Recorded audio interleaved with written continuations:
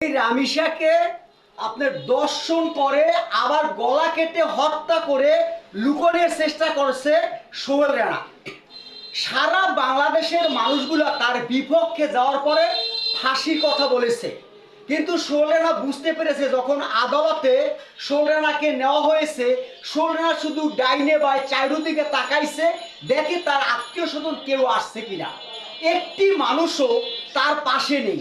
নিজের গর্ভধারণী মা, নিজের বাবা, আত্মীয় স্বজন, চাচা, পাড়া প্রতিবেশী, একটি মানুষও ওই আদালতে তার পাশে যায় নাই।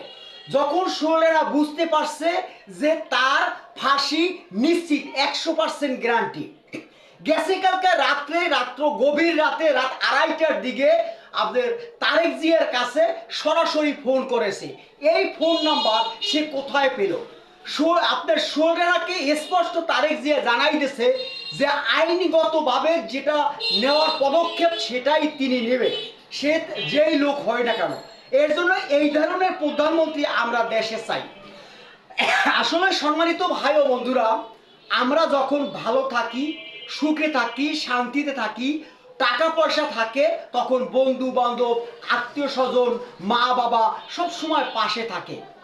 যখন দেখবেন আপনি নিরুপায়, আপনার পকেটটা শূন্য, আপনি নিজে বলতে পারেন, তখন দেখবেন নিজের ভাইও জিজ্ঞেস করবে না, মাও কখনো জিজ্ঞেস করবে না, বাবাও জিজ্ঞেস করবে না, পাড়া প্রতিবেশী তো অনেক দূরের কথা।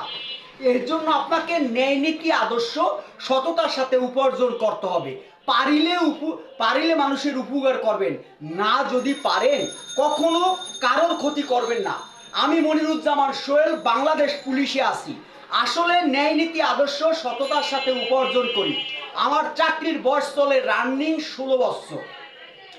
আমি কখনো কারোর ক্ষতি করি নাই, পারিলে মানুষের উপকার করছি, না পারলে কখনো কারোর ক্ষতি করি নাই। আসলে এটাকে এইভাবে যদি আপনি চলেন, আপনার কোনো কষ্ট হবে, নুন আনতে পানটা ফুরিয়ে যাবে, কিন্তু মহান আল্লাহ পাক রব্বিল আলামিনের কাছে আপনি ভালো থাকবেন। আর আপনি অন্য মানুষের কাছে ভালো থাকতে চান, নিজের ঘরের ভিতরে অভাব অনটন রয়েছে, বন্ধু বান্ধব আত্মীয় স্বজনদের লওয়াইবেন, যতক্ষণ আপনি খাওয়াইতে পারবেন, যতক্ষণ আপনি দিতে পারবেন, ততক্ষণ আপনি সবার কাছে ভালো থাকবেন।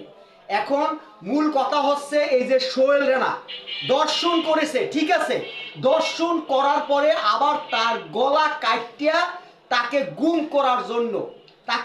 করার জন্য তার স্ত্রী স্বপ্না, এই স্ত্রী স্বপ্নাও কলম তাকে হেল্প করছে। আমি মনে করি সোহেল রানা একলা কেন ফাঁসি হবে? এই স্ত্রী যখন সঙ্গে ছিল, স্ত্রীরও ফাঁসি হওয়া উচিত আমি মনে করি। কমেন্টে আপনারা জানাবেন যে আমি সত্য বলেছি না মিথ্যা বলেছি। সারা বাংলাদেশ না, পৃথিবীর মানুষ কলম সোহেল রানার বিপক্ষে গেছে। এর জন্য আপনারা কি বলেন? আপনারা কি ফাঁসি চান কিনা সোহেল রানার? অবশ্যই কমেন্টের মাধ্যমে জানাবেন। আর ভিডিওটা ভালো লাগলে সবাইকে শেয়ার করে দেখার সুযোগ করে দিবেন। আল্লাহ পাক রব্বিল আলামিন প্রত্যেকটা মানুষকে ন্যায় নীতি আদর্শ সততার সাথে উপার্জন করার তৌফিক দান করুক। 5 ওয়াক্ত নামাজ আদায় করবেন। এই দুনিয়ার বাহাদুরি একদম ক্ষণিকের জন্য। আজকা কলম সোহেল রানার পাশে একটি মানুষও নেই।